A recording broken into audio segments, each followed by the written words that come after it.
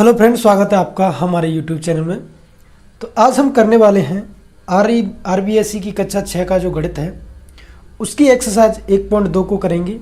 कल हमने एक्सरसाइज 1.1 के एग्जाम्पल्स और एक्सरसाइज को कर लिया था, तो अगर आपने वो वीडियो नहीं देखा है तो आप उस वीडियो को देख सकते हैं, क्योंकि हम कक्षा 6, 7, 8, 9, 10 सभी आरबीएससी की जो भी गणित के हैं पुस्तक हैं उनको हम सॉल्व करेंगे उदाहरणों के सहित। और अगर आप रीट और फर्स्ट ग्रेड की या कोई भी ऐसी परीक्षा जिसमें राजस्थान से रिलेटेड हो तो उसमें आरबीएससी की बुकों से क्वेश्चन आने की संभावना ज़्यादा रहती है। इस बार तो रीट में बहुत सारे क्वेश्चन थे जो कि आरबीएससी की बुकों से पूछे गए थे। तो अगर आप नए हैं तो चैनल को सब्सक्राइब कर सकते हैं। तो सबसे पहले हम उदाहरणों को देखेंगे। तो देखिएगा, आपको दिख रहा होगा स्क्रीन पे, उदाहरण फर्स्ट को देखेंगे। ठीक है, देखिएगा उदाहरण फर्स्ट है।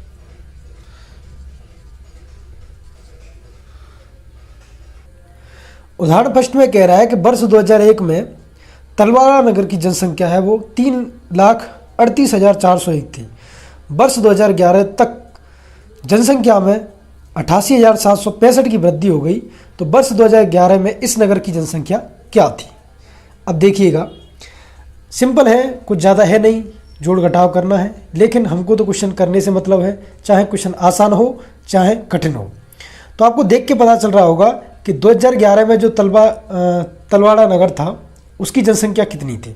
तो उसके लिए आपको पता होगा कि 2001 में जो जनसंख्या थी और उसके बाद जितनी भी वृद्धि हुई है, अगर उन दोनों को जोड़ दिया जाए तो हमें 2011 की जनसंख्या मिल जाएगी।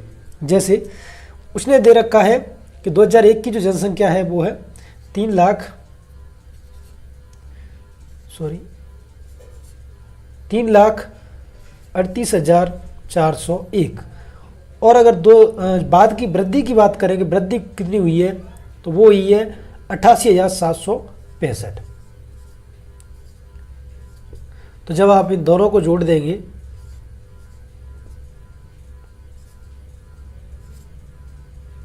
तो ये आ जाएगा 4,27,166। ये क्या है? ये 2001 की जनसंख्या है। कब? जब उसमें 88,765 की वृद्धि हुई। तो ये आपका आंसर हो जाएगा। एग्जाम्पल सेकंड की तरफ चलते हैं। एक समाचार पत्र में 18 पृष्ठ हैं। प्रतिदिन 10,03,912 प्रतियां छपती हैं। बताओ प्रतिदिन कितने पृष्ठ हैं जो कि छपते हैं। देखिएगा, क्वेश्चन अच्छा है। ऐसे ही क्वेश्चन है जो रीट में पूछे जाते हैं। आप ध्यान रखिए कि एक समाचार पत्र है जिसमें 18 पृष्ठ हैं। देखिए, पृष्ठों की संख्या अगर देखी जाए संख्या तो कितनी है? वो है 18। ठीक है, और प्रतियां कितनी छपती हैं प्रतिदिन? वो छपती हैं 10,03,912।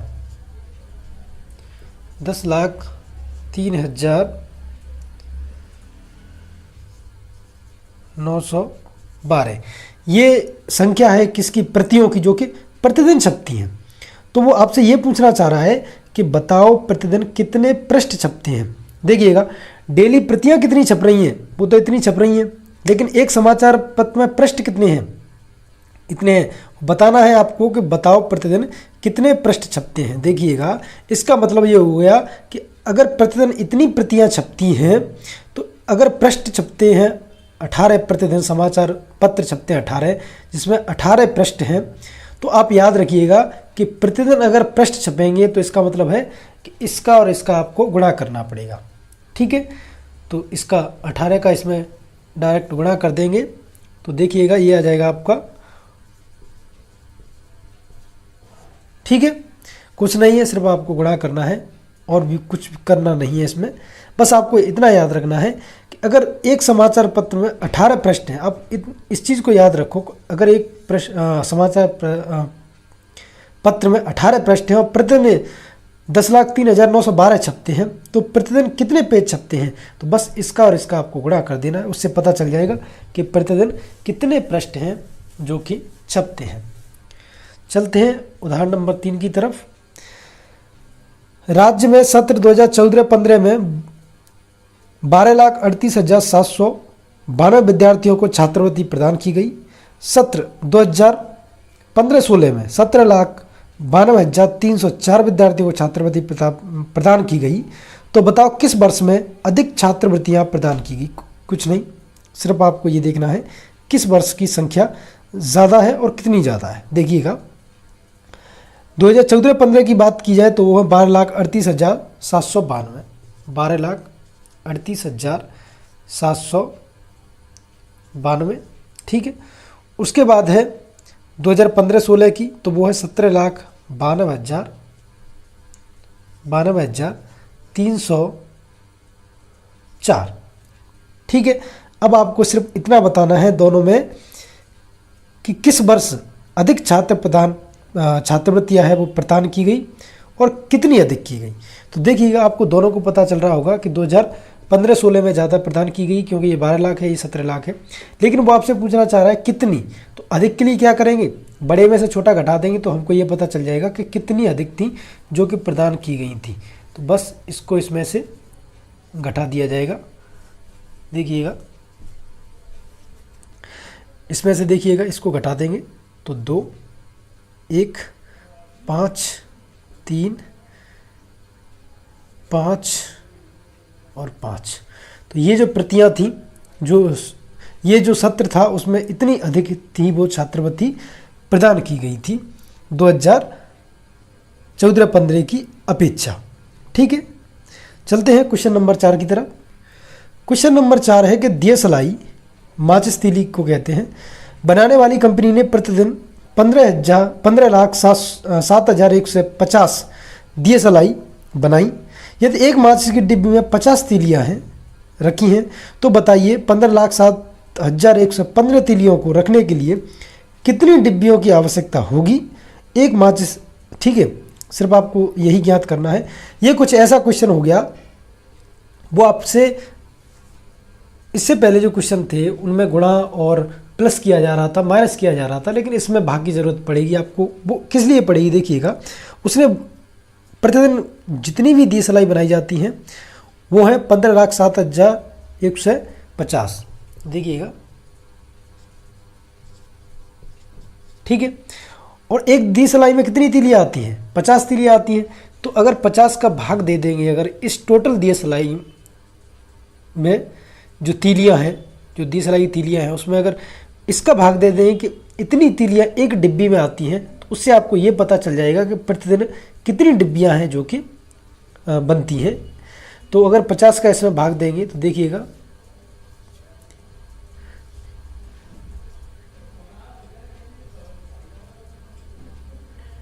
तो ये आ जाएगा 30,143, यानी प्रतिदिन जो डिब्बियाँ बनती हैं वो बनती हैं 30,143, ठीक है। तो यहाँ पे उदाहरण नंबर हमारा 4 हो गया। अब चलते हैं एक्सरसाइज पे, एक्सरसाइज 1.2 की तरफ। देखिएगा क्वेश्चन नंबर 1 से स्टार्टिंग करेंगे। इजी क्वेश्चन है, कुछ नहीं करना। रिक्त स्थान की पूर्ति करनी है। 1,000 में कितनी दाहियाँ होती हैं, तो आपको पता हो। तो देखिएगा पहले ही क्वेश्चन में, अपना जो प्रथम क्वेश्चन है उसमें देखिए 1,000 में आपको दाहियाँ पूछ रहा है। तो सबसे पहले आप 1,000 लिख लीजिए। आपको इसमें दाहियाँ देखना है कि दाहियाँ का मतलब होता है कि कितने 10 होंगे। इसमें दाहियाँ का मतलब होता है कितने 10 होंगे। तो 1,000 में अगर हम 100 का गुणा कर दें तो 1,000 बन जाएगा, ठीक है। 100 में अगर 10 का गुणा कर दें तो इसका मतलब दाहियाँ कितनी हैं, दाहियाँ हैं 100, यानी 100 दाहियाँ हैं 1,000 में। क्यों, क्योंकि दाही का मतलब होता है 10। अगर 100 से आप 10 को गुणा कर देंगे तो आपको 1,000 मिल जाएगा। इसका मतलब ये है कि 1,000 में दाहियों की संख्या है वो है 100, ठीक है। तो इसका आंसर हो जाएगा अपना 100, ठीक है। अब चलते हैं क्वेश्चन नंबर 2 की तरफ। वो है 10 लाख में करोड़ कितने होते हैं। आपको ये देखना है कि जो 100 लाख होते हैं, 100 लाख में करोड़ कितने होते हैं। तो आपको पता होगा 100 लाख में 1 करोड़ होते हैं, ठीक है, 1 करोड़। क्योंकि 100 लाख लिख दिए, पहले 100 लिख लीजिए फिर लाख लिख दिए, ठीक है। सबको जब आप मल्टीप्लाई कर दोगे तो देखना कितनी जीरो हो गई, 2 इसकी और 5 इसकी। अब इस पूरे को टोटल कीजिए तो इकाई, दहाई, सैकड़ा, हजार, 10,000, लाख, 10 लाख, करोड़। तो इसका मतलब कितने करोड़ होते हैं, 1 करोड़। 100 लाख में कितने होते हैं, 1 करोड़। चलते हैं क्वेश्चन नंबर थर्ड की तरफ देखिएगा। क्वेश्चन नंबर थर्ड कह रहा है आपको इसमें बताना है कि 1 किलोग्राम में कितने ग्राम होते हैं। तो आपको पता होगा कि 1 किलोग्राम में 1000 ग्राम होते हैं। 1 किलोग्राम में 1000 ग्राम होते हैं। काफ़ी इजी क्वेश्चन है, इसमें कुछ ऐसा बताने लायक है नहीं। फोर्थ की तरफ चलें तो 100 सेमी में कितने मीटर होते हैं, ये आपसे पूछ रहा है कि अगर 100 सेमी है तो 100 सेमी में मीटर कितने होंगे। आपको पता है कि 1 मीटर में 100 सेमी होते हैं, ठीक है। तो 100 सेमी में फिर मीटर कितने हो जाएंगे, 1 मीटर हो जाएंगे, उल्टा ही तो हो गया, ठीक है। 100 सेमी बराबर 1 मीटर होता है। 5वें नंबर की तरफ चलें, 1 किलोमीटर में कितने मीटर होते हैं। आपको पता होगा 1 किलोमीटर में 1000 मीटर होते हैं, ठीक है। 1 लीटर में कितने मिलीलीटर होते हैं।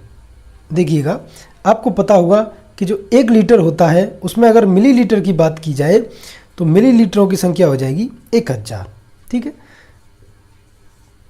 तो 1 लीटर में अगर बात की जाए तो मिलीलीटरों की, तो वो हो जाएंगे 1000 मिलीलीटर, ठीक। चलते हैं अपने क्वेश्चनों की तरफ। क्वेश्चन नंबर 2 देखिए। क्वेश्चन नंबर 2 आपसे क्या कहना चाह रहा है, ध्यान से देखिएगा।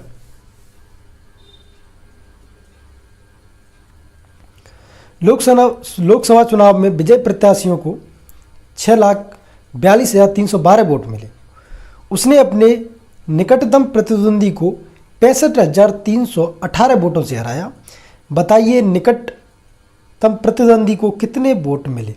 एक बात सोचिए कि जीतने वाला है कोई भी प्रत्याशी, उसको मिल रहे हैं 6,42,312, 6,42,312 वोट मिले हैं उसे। लेकिन वो जीता कितने से है, वो जीता है 65,318। कितने मिले हैं उसको, 65,318 वोटों से क्या हुआ है, हारा है वो। अगर मान लीजिए जीतने वाले को इतने पड़ रहे हैं वोट और वह जीता कितने से है, 65,318 से, इसका मतलब है कि अगर इसमें से इसको घटा दिया जाए तो जो भी वोट आएंगे वो हारे हुए व्यक्ति को मिलेंगे। तो देखिएगा 4 9 9 6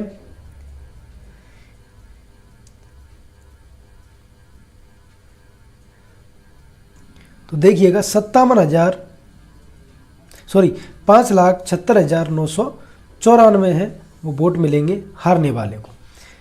जब जीतने वाले को इतने मिले हैं, वो इतने वोटों से जीता है, तो हारने वाले को इतने वोट ही मिलना स्वाभाविक है। तो इसलिए ये हमारा आंसर हो जाएगा। चलते हैं क्वेश्चन नंबर 3 की तरफ। क्वेश्चन 3 है, देखिए। दशहरे मेले को प्रथम 4 दिनों में क्रमशः इतने इतने व्यक्ति हैं वो देखने के लिए आते हैं। तो बताइए इन 4 दिनों में मेला देखने में कुल कितने व्यक्ति आए। तो आपको पता है सिर्फ आपको सबको जोड़ना है और कुछ भी नहीं करना है। तो आपको सिर्फ जोड़ के दिखाना है, क्योंकि जो प्रतिदिन व्यक्ति आएंगे अगर सबको टोटल कर देंगे जभी तो आपको पता चलेगा कि चारों दिनों में मिला के कितने व्यक्ति थे जो कि मेले में आए थे। तो बस आपको सिर्फ जोड़ करना है और कुछ भी नहीं करना है।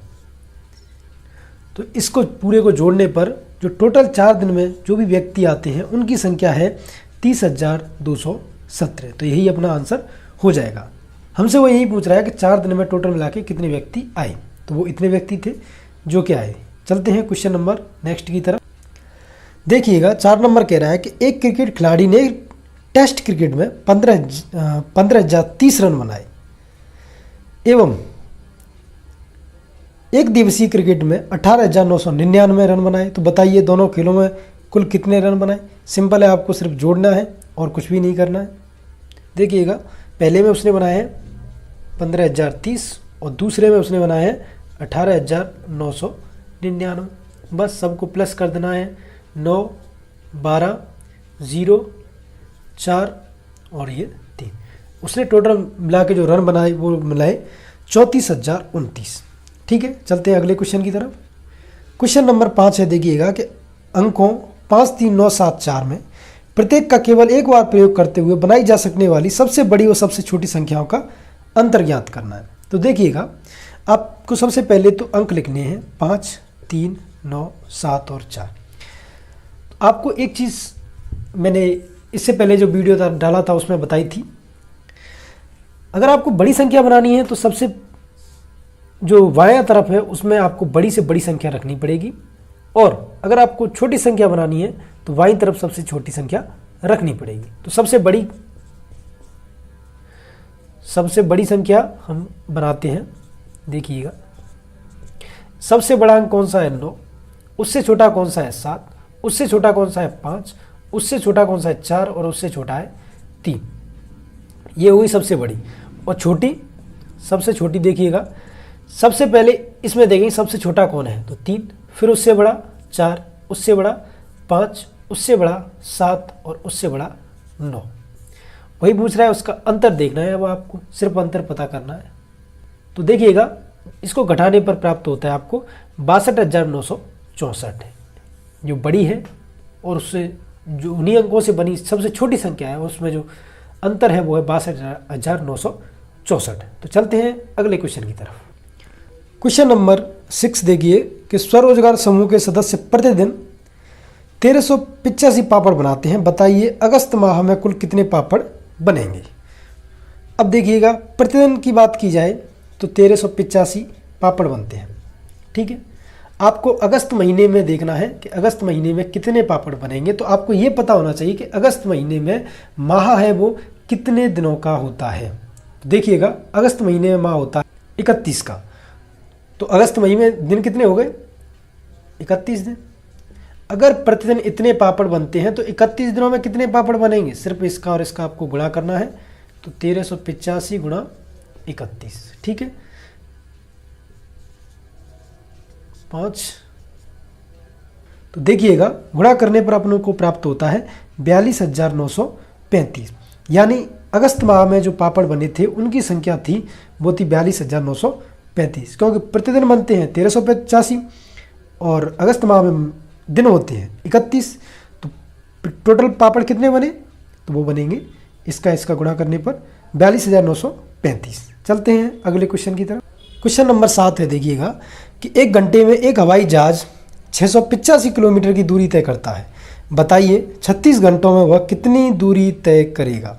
अब देखिएगा, वही बात है ऊपर वाली कि 1 घंटे में, देखिएगा अगर 1 घंटे की बात की जाए, 1 घंटे में अगर कितनी दूरी तय कर रहा है तो वो कर रहा है 685 किलोमीटर। अब आपसे पूछा जा रहा है कि 36 घंटों में कितनी करेगा, तो क्या करेंगे अपन, कुल दूरी 685 से गुणा कर देंगे हम 36 का, तो गुणा करने पर हमें प्राप्त होता है 24,660। इतनी दूरी है वो तय कर लेगा 36 घंटों में। ठीक है, चलते हैं नेक्स्ट क्वेश्चन की तरफ। क्वेश्चन नंबर 8 है, देखिएगा कि एक व्यापारी ने 150 टेलीविज़न सेट खरीदने के लिए 18,57,750 रुपये का भुगतान किया, तो बताइए एक टेलीविज़न सेट का मूल्य क्या है। थोड़ा सा दिमाग लगाना है। कितने सेट खरीदे उसने, 150 सेट, ठीक है, इतने सेट हैं जो उसके द्वारा खरीदे गए, और उसने टोटल भुगतान कितने का किया, 18,57,750, 18,57,750 इतने रुपए का उसने भुगतान किया, इतने सेट खरीदे हैं।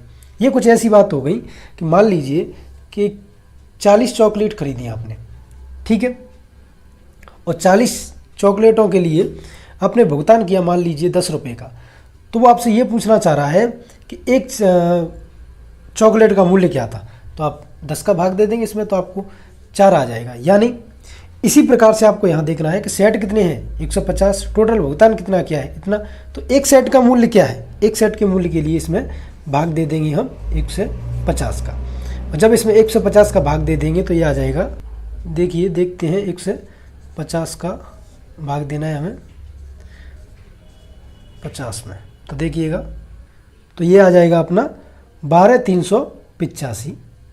देखिएगा मैं इसको हटा देता हूँ, यहाँ पे जो भाग देने पे आ जाएगा वो आ जाएगा 12,385, यानी सेटों जो प्रत्येक सेट का जो मूल्य था वो था 12,385, क्योंकि उसके पास टोटल सेट थे इतने, उसने इतने का भुगतान किया। ये कुछ ऐसी बात हो रही है, मैंने आपको बताया था कि मान लीजिए आप बाज़ार चले गए, आपने 4 फ्रिज खरीद लिए, ठीक है, 4 फ्रिज खरीद लिए और आपने उन 4 फ्रिज के लिए मान लीजिए 80,000 रुपये दे दिए, ठीक है।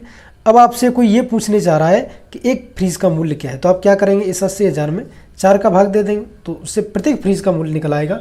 सेम यही बात यहाँ पे हो रही है। तो चलते हैं अपने अगले क्वेश्चन की तरफ। अगला क्वेश्चन है, देखिएगा कि एक विद्यार्थी ने 5068 को 63 के स्थान पर 36 से गुणा कर दिया, तो बताइए उसका सही उत्तर से कितना कम है। देखिएगा, मान लीजिए गलती होगी बच्चे से, उसको गुणा करना था 63 से, लेकिन उसने 36 से कर दिया। तो हम देखेंगे कि उसको जो गलती हुई है वो कितने की हुई है। तो क्या करेंगे, सबसे पहले हम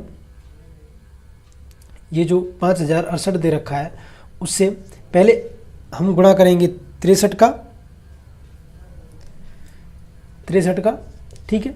उसके एक बाद कर देंगे हम 36 का, और दोनों का गुणा करने पर जो संख्याएं आएंगी उनको हम घटा लेंगे, जिससे कि हमको ये पता चल जाएगा कि बच्चे से गलती कितनी हुई है। तो देखिएगा, इन दोनों का जब हम गुणा करेंगे तो ये गुणा करने पर आ रहा है हमारा 3,19,284। कब, जब हमने 63 का गुणा किया है। अब हम यहाँ पे करते हैं 36 का गुणा, ठीक है। तो देखते हैं कितना आता है। 36 का गुणा करने पर आता है 1,82,448। तो अब गलती हुई है कितने की हुई है, तो हमको पता है ये संख्या बड़ी है, ये संख्या छोटी है। तो क्या करेंगे, इसमें से इसको घटा देंगे, जिससे हमें पता चल जाएगा कि गलती हुई है तो कितने की हुई है। तो देखिएगा ये संख्या जब आई थी जब हमने 63 का गुणा किया था, और ये संख्या जब आई थी हमने 36 का गुणा किया था। तो इस बड़ी में से जब हम इस छोटी संख्या को हटा देंगे तो वो आ जाएगा 1,36,736, यानी इतनी उसने गलती की है। तो क्वेश्चन को देखने पर आपको सिर्फ थोड़ा सा ये दिमाग लगाना है कि किस में से किसको गुणा करके घटाना है, ठीक है। बाकी क्वेश्चन इजी है। चलते हैं नेक्स्ट क्वेश्चन की तरफ। देखिएगा, क्वेश्चन नंबर 10 क्या कह रहा है कि अभ्यास पुस्तिकाएं बनाने के लिए कागज की 75,000 सीट उपलब्ध हैं, ठीक है। प्रत्येक सीट से अभ्यास पुस्तिका के 8 पृष्ठ बनते हैं। प्रत्येक अभ्यास पुस्तिका में 200 पृष्ठ हैं। उपलब्ध कागज सीट से कितनी अभ्यास पुस्तिकाएं बनाई जा सकती हैं। सेम वही कॉन्सेप्ट है जो आपने देखा होगा ऊपर थोड़ी देर पहले। उसके बाद सीट कितनी उपलब्ध हैं, वो है 75,000, और प्रत्येक सीट से अभ्यास पुस्तिका में 8 पृष्ठ बनते हैं, बिल्कुल। प्रत्येक अभ्यास पुस्तिका में 200 पृष्ठ हैं, बिल्कुल। तो उपलब्ध कागज की सीट से कितनी अभ्यास पुस्तिकाएं बनाई जा सकती हैं। तो थोड़ा सा दिमाग लगाइए। तो देखिएगा, वो कह रहा है कि जो सीट हैं वो 75,000 हैं, ठीक है। हमारे पास जो उपलब्ध सीट हैं वो उनकी संख्या है, वो है 75,000। अब वो कह रहा है कि सीट से अभ्यास पुस्तिका के लिए 8 पृष्ठ बनते हैं। जो एक सीट है, अगर एक सीट की बात की जाए तो उससे 8 पृष्ठ बनते हैं, ठीक है। और एक अभ्यास पुस्तिका बनाने के लिए 200 पृष्ठ की ज़रूरत होती है। तो बताइए कितनी अभ्यास पुस्तिकाएं। तो आपको पता होगा कि एक सीट से अगर 8 पृष्ठ बनते हैं तो 75,000 सीट से कितने पृष्ठ बनेंगे, इसका इससे गुणा कर देंगे, उससे हमारे पास टोटल पृष्ठों की संख्या आ जाएगी। और हमको पता है कि जब एक अभ्यास पुस्तिका बनाई जाती है तो वो 200 पृष्ठों की बनती है। तो जब टोटल हमारे पास पृष्ठ आ जाएंगे, अगर उसमें हम 200 का भाग दे देंगे तो हमारे पास ये पता चल जाएगा कि आखिर हमें कितनी अभ्यास पुस्तिकाएं बन जाएंगी इन टोटल पृष्ठों से। तो देखिएगा, सबसे पहले हम देखते हैं टोटल पृष्ठ कितने हैं, पृष्ठ कितने बनेंगे। तो 75,000 में गुणा कर देंगे हम 8 का। तो देखिएगा, ये हमारे पास टोटल पृष्ठ आ गए 6 लाख। अब 6 लाख पृष्ठ हैं, लेकिन एक अभ्यास पुस्तिका में कितने पृष्ठ लगते हैं, 200। तो इतने पृष्ठों से कितनी अभ्यास पुस्तिका बनाएंगी, तो हम इसमें 200 का भाग दे देंगे, ठीक है। 0 से 0, 0 से 0, 2 से जब इसको काटेंगे तो ये 30 बार कटेगा और 2 0 इधर है। तो हमारे पास कितनी अभ्यास पुस्तिकाएँ बन जाएंगी, 3,000 अभ्यास पुस्तिकाएँ बन जाएंगी, ठीक है। यही उसने पूछा था हमसे। थोड़ा सा ट्रिकी क्वेश्चन है, बस आपको ध्यान देना है। उसने दे रखा है कि हमारे पास सीट है वो इतनी है, एक सीट में पृष्ठ इतने लगते हैं, और आपको ये भी बताया गया है कि एक अभ्यास पुस्तिका में पृष्ठ हैं वो 200 लगते हैं, तो क्यों ना सबसे पहले इन दोनों का गुणा करके टोटल पृष्ठ निकाल लो, और जिस टोटल पृष्ठ में हम 200 का भाग देके अभ्यास पुस्तिका निकाल लेंगे, जो कि 3000, जो कि हमारी देखिए यहाँ पे दिख नहीं रहा है, 3000 अभ्यास पुस्तकें आ जाएंगी इसको काटने पर। इससे जब इसको काट देंगे तो ये 3000 अभ्यास पुस्तकें निकल आएंगी। चलते हैं अगले क्वेश्चन की तरफ। क्वेश्चन नंबर देखिए 11, एक होटल में 15 लीटर दूध उपलब्ध है।